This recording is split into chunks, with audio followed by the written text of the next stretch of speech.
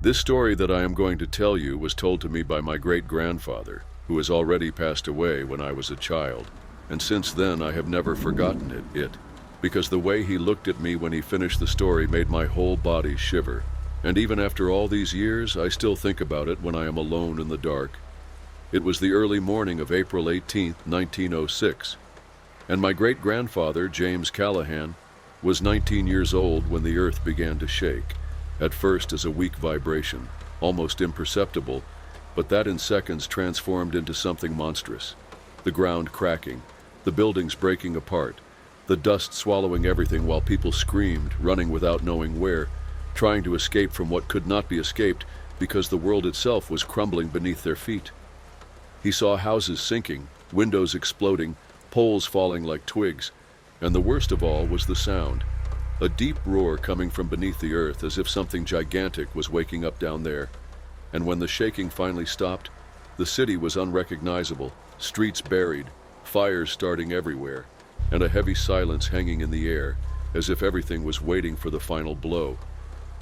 But there was no time to think about what had happened, because there were still people alive, trapped under the rubble, screaming for help.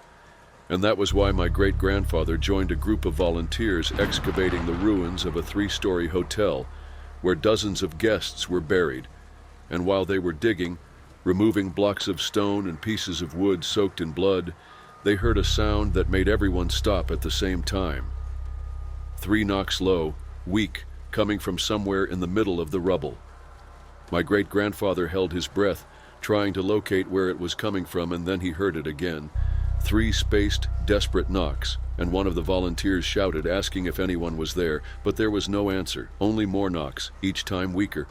And that was when they began to dig with everything, because they knew they didn't have much time.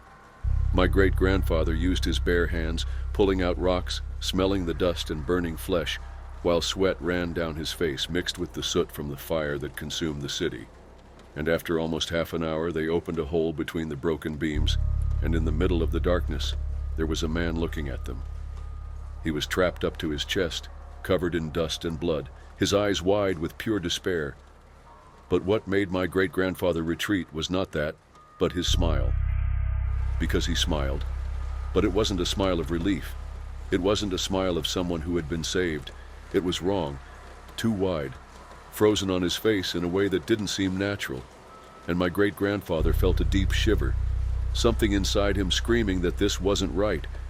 And then one of the volunteers knelt down beside him and shouted to the man that they were going to get him out of there, asking if he was okay. But the man didn't answer. He kept smiling.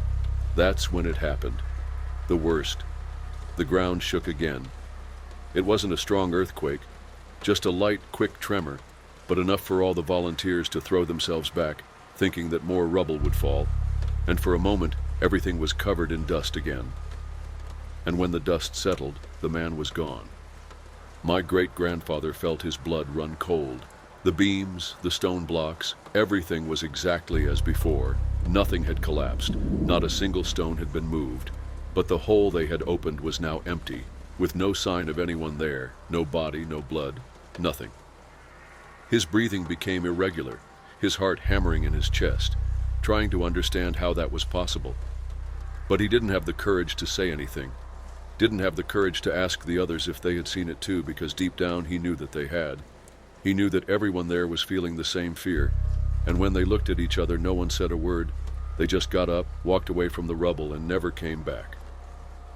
My great-grandfather lived many years after that, but whenever he told this story, his voice would shake at the end. And the last time he told it to me, he looked me in the eyes and said something I've never forgotten. Since that day, every time I'm alone in the dark, I hear the knocking. The knocking never stopped. My great-grandfather said he tried to forget, tried to move on with his life after the earthquake.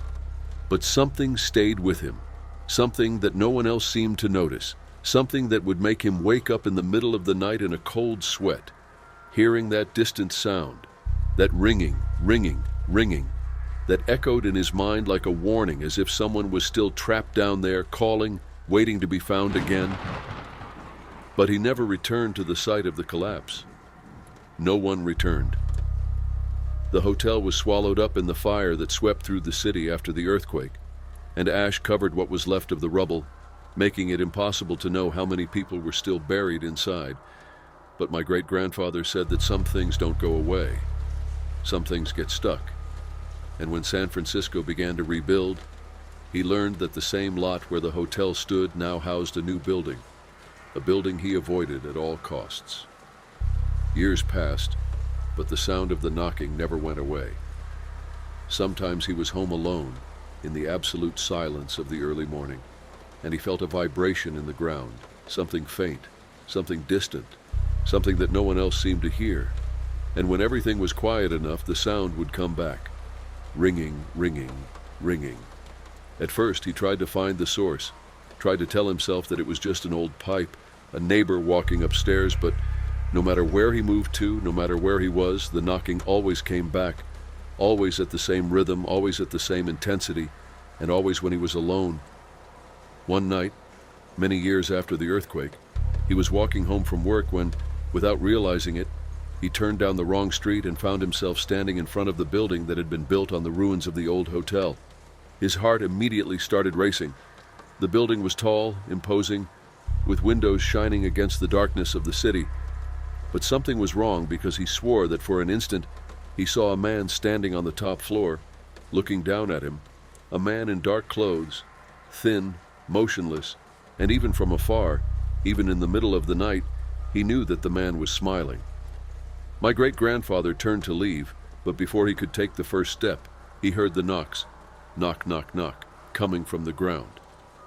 His body froze, his breath caught, and then he realized that he was right over the place where the man had been buried years ago, exactly there, where he had seen him for the first time, where he had lost sight of him, where no one had ever found anything again. And then he heard a voice, low, hoarse, coming from under the ground. "You found me."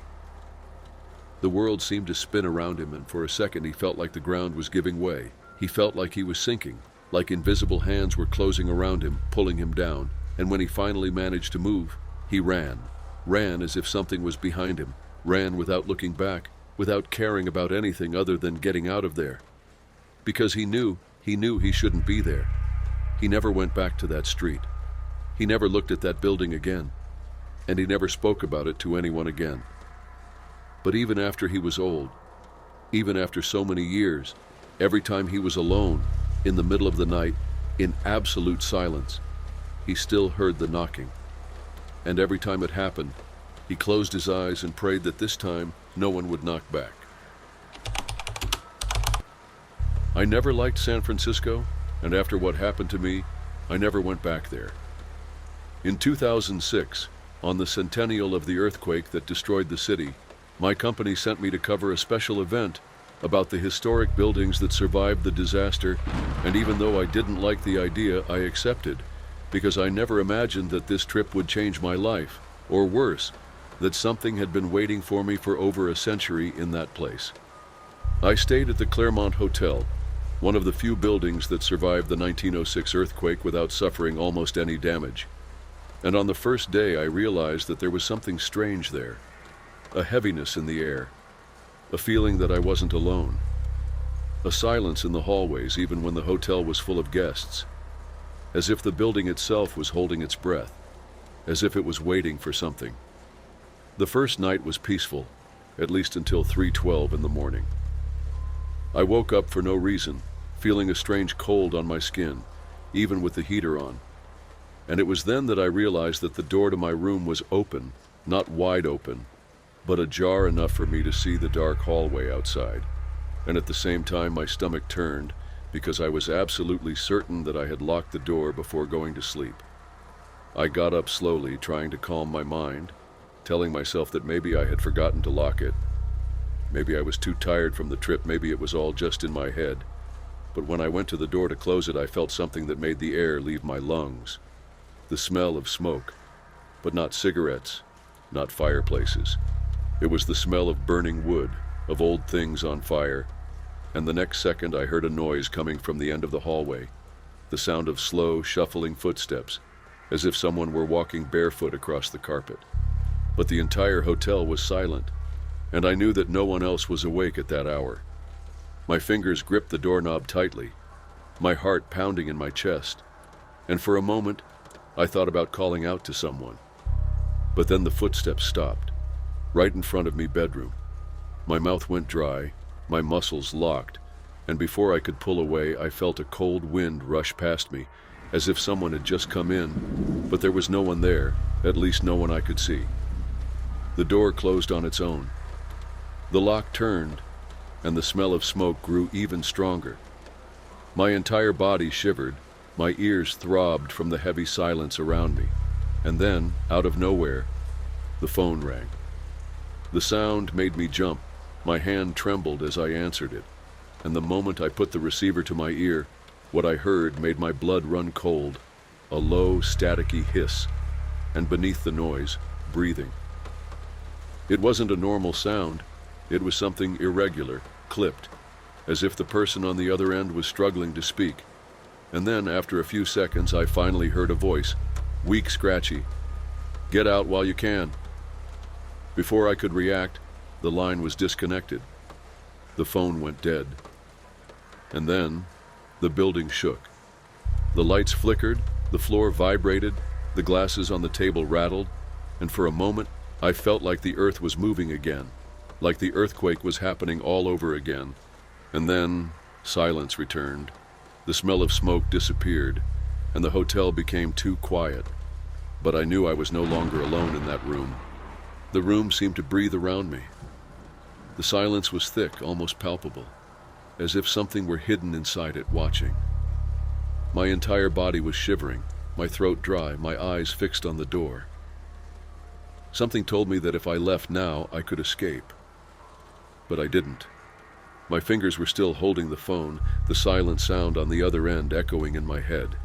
The message repeated like a warning, "Get out while you can." Then the lights flickered again. The tremor was so subtle that I almost thought I had imagined it, but no. The glass of water on the table vibrated slightly as if someone had run past me. The smell of smoke returned, but this time it was coming from inside the room. The mirror next to the bed fogged up as if someone was breathing right next to it. I took a step back, trying to control my racing pulse, but it was then that I heard the sound of footsteps. Not in the hallway. Inside the room. I was alone. At least, that's what it should have been. But the footsteps were clear, slow, the carpet creaking softly under an invisible weight. My chest rose and fell uncontrollably, my legs locked. Then a sharp knock came from the door. Once, twice, 3 times. My heart froze. Should I open it? My instinct screamed at me not to touch the doorknob, not to let in whatever was on the other side. But I didn't need to open the door to know that something was already inside. The phone rang again. The sound echoed through the room and made my skin crawl. I answered it with shaking hands, unable to say anything. The line crackled as before. Then the voice whispered again, this time clearer. "It's happening again." The building shook violently. The ground shifted beneath my feet and a deafening noise came from the hallway, like walls collapsing. I ran to the door and pulled hard on the doorknob, but it wouldn't budge. The shaking grew more intense. The light bulbs exploded and the mirror cracked from top to bottom. And then, as if time were folding in on itself, I saw it. The hallway was no longer the same. The elegant carpet was gone. The walls were covered in cracks and ash. Thick dust filled the air, the smell of burning permeating everything. People ran in despair, their clothes covered in blood and soot. The screams were loud, inhuman, mixed with the rumble of the earthquake that had happened 100 years ago. In the midst of all the destruction, someone was standing, a thin man wearing period clothing, pale skin, his face covered in dirt and cuts. He was still, but his eyes were fixed on mine. Slowly, he smiled. A wrong smile, too wide, his teeth stained with blood. "It's happening again," the voice on the phone repeated. The world spun. The shaking suddenly stopped. The air grew heavy, suffocating, and everything went silent again. When I looked back into the hallway, it was empty. The hotel was normal again. The mirror was still cracked. The glass of water still shook. But there were no more screams, no more dust, no more ash. My body was shaking when I finally managed to open the door. I didn't look back. I ran down the stairs, past the reception desk, and out into the street. The cold, early morning air hit me, and only then did I realize I was sweating.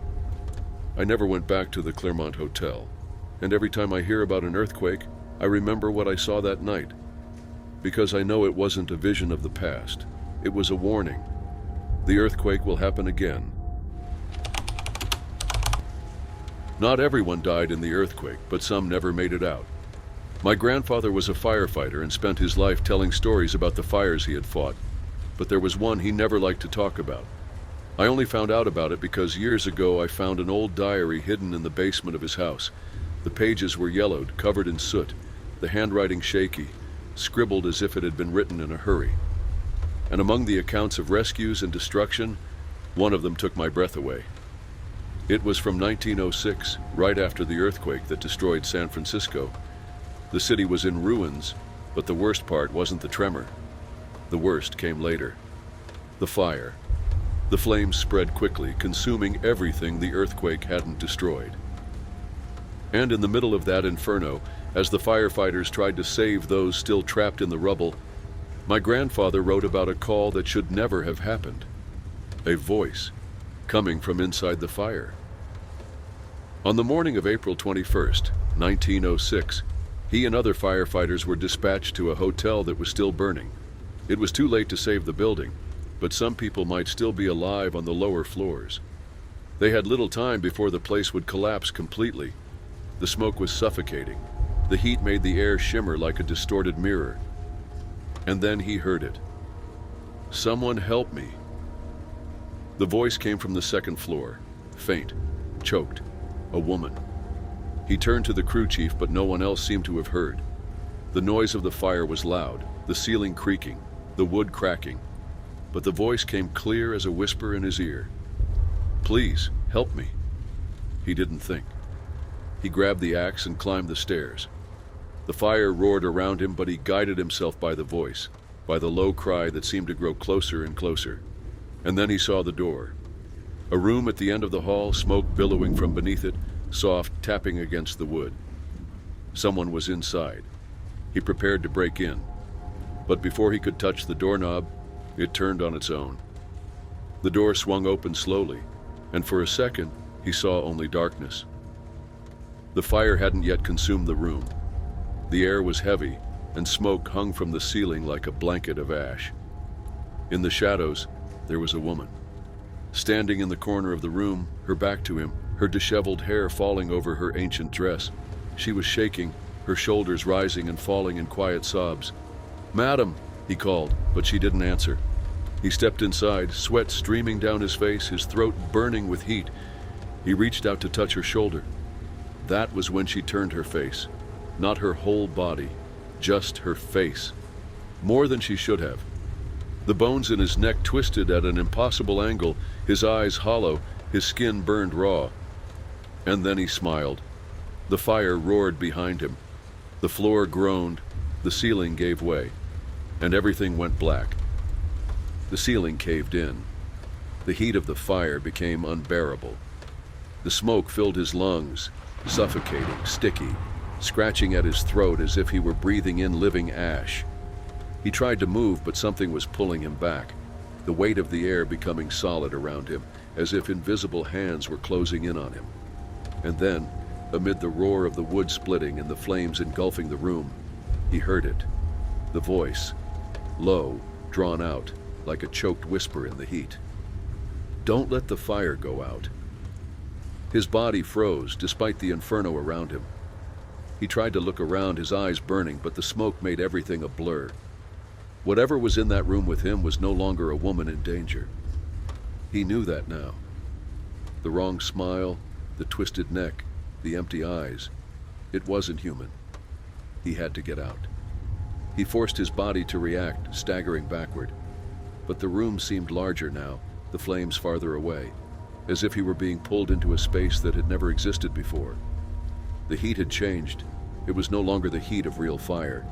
It was something deep, alive, burning not just his skin, but something inside him, a heat that came not from outside but from within. He tried to scream, but his voice would not come out. The woman's shadow moved, not walking, floating. She glided toward him without moving her feet, her burned dress fluttering around her, her eyes sinking deeper into the darkness. Her mouth opened, far wider than was possible, and from her throat came a sound that was not a scream, but the crackle of live embers, the crackle of burning wood, the breath of something that should never have a voice. "Don't let the fire go out." The door behind him slammed shut, locking him inside that hell. The heat grew.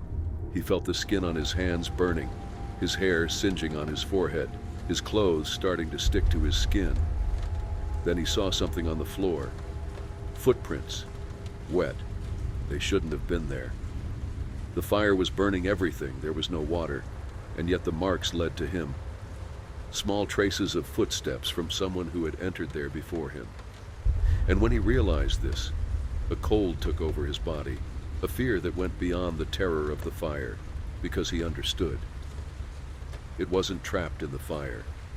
He was the one. The woman's shadow bent over him, and before he could react, something pushed him hard against the wall. His chest tightened, the air escaped his lungs, and in the same instant, the fire died. Everything went black. The smell of burning disappeared. The heat disappeared. The rumble of the building falling stopped. The silence was absolute, an emptiness where not even his heart seemed to beat. He tried to move his fingers, to feel the ground beneath him, but there was nothing. It was as if he were suspended in a place that didn't exist. Then something touched his shoulder, cold, wet. The fingers closed around his skin, and before he could see what it was, the light came back on. He was in the middle of the street. The hotel behind him was still burning, but the firefighters were running around, throwing water on the flames, shouting commands. The chaos continued as if nothing had happened. His body was soaked, his clothes wet, his skin cold as if he had stepped out of a frozen river. He fell to his knees. Someone pulled him up, shaking his shoulders. One of the other firefighters was shouting his name. "What happened? You're gone.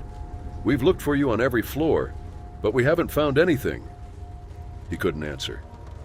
He looked back. The building was about to collapse.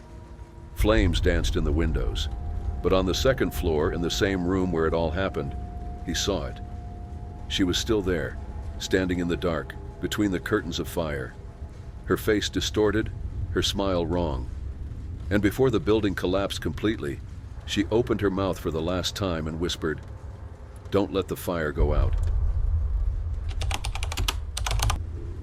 My great-grandmother told me this story when I was still a child, and I have never forgotten it. She was already quite old when she sat with me on a rainy afternoon and held my hands tightly, her eyes distant as if she were seeing something beyond the present. And she said that there were things that should not be told, but that I needed to know. She said that the 1906 earthquake destroyed San Francisco, but that for some people, it never ended. She was just a girl at the time. She was 7 years old when the earth opened up beneath her feet and the whole world seemed to collapse on top of her. Her family lived near Market Street in a small house that collapsed like all the others that morning. And what came next was even worse. The fire, the screams, the smell of burning flesh mixed with the dust. My great-grandmother was dragged by the crowd, separated from her parents and taken to one of the makeshift refugee camps that sprang up in the following days. It was there that something happened that would mark her life forever. The camp was in a large park, with hundreds of makeshift tents and people wandering like ghosts, homeless, without food, waiting for help that was slow to arrive. She stayed with other children who had also been lost in the disaster, but hunger and exhaustion were so great that no one spoke much. Then, on the third night, the earth shook again. It wasn't a tremor like the first, nothing so strong as to bring down what was left of the city. It was something small, subtle, a tremor that ran through the ground as if something was moving underground. The tent shook, some people woke up startled, but soon everything returned to silence. My great-grandmother huddled in the dirty blanket they had given her, trying to sleep again. But then she heard it, knocking, faint, spaced out, seeming to come from underground. She opened her eyes slowly and turned to see if anyone else had heard it, but no one was moving. They were just sleeping, exhausted, She thought it might have been a dream, her fatigue playing tricks on her mind. But then the knocking came again, a dull, muffled subterranean tapping, as if someone were punching the earth down there. She tried to ignore it, squeezing her eyes tightly, but the knocking continued, getting closer and closer. Something inside her told her not to move, not to look, but her fear and curiosity were stronger. Very slowly, she sat up on the makeshift mattress and peered out of the tent. The camp was plunged into darkness. The fires had gone out, the smoke still rising in the cold, early morning air. Everything seemed normal. But then she saw it. In the middle of the camp, a person was kneeling on the ground. It was a woman, her long hair covering her face, her clothes dirty with dust, her skin so pale it almost glowed under the moon. Her hands were flat on the ground, her fingers sinking into the mud as if she were listening to the earth. And then, suddenly, she turned her head toward my great-grandmother. But her eyes weren't right. There was something dark in them, something too deep, a void that reflected no light. Her mouth opened slowly, too slowly, and she whispered something so softly that the wind almost carried the words away. "He's still shaking." My great-grandmother couldn't breathe.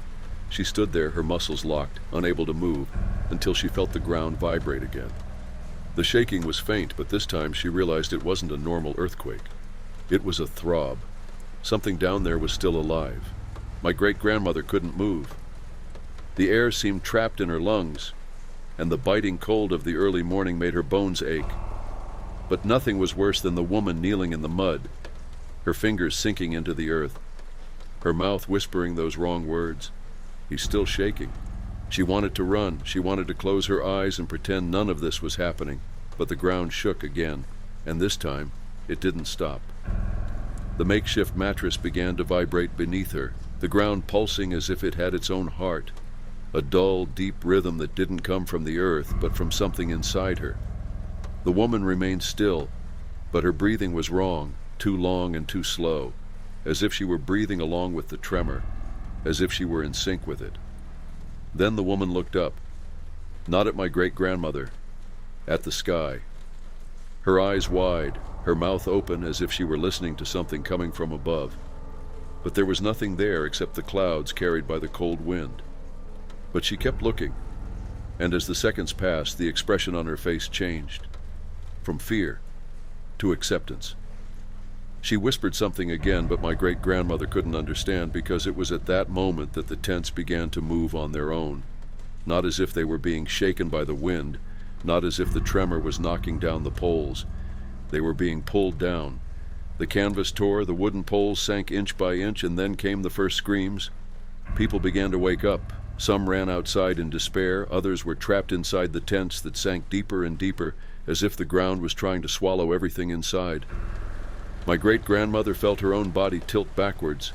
The earth was sucking her in, her feet sinking as if she were in quicksand. She tried to scream, but the screams of the others were louder. A man stumbled beside her, fell to his knees and disappeared completely, pulled into the mud before he could react. Horror took hold of her, and she dragged herself back with her hands, trying to get out of there, trying to grab onto anything firm. But there was nothing firm. The ground was alive. The shaking was getting stronger. And then came the last rumble. It was no ordinary earthquake. It was something coming out of the earth. A huge crack opened up in the middle of the camp. Entire tents fell inside, and black smoke rose as if something was breathing after being trapped for a long time. My great-grandmother heard the cracking of the wood, the screams fading, the smell of rot invading everything. She wanted to look into the crack, but something inside her told her not to. Then she looked at the woman. She was no longer there. The ground suddenly stopped shaking, and silence was instantaneous. There were no more tents sinking, no more screams, only black smoke rising from the crack in the ground, spreading a smell that should not be there. She does not remember how she escaped. She doesn't remember who survived or who was swallowed that night. She only remembers waking up the next day in the arms of a stranger, being carried out of the camp while a group of men watched the crack close by itself, as if it had never existed. The earthquake was over for the city, but for her, never again.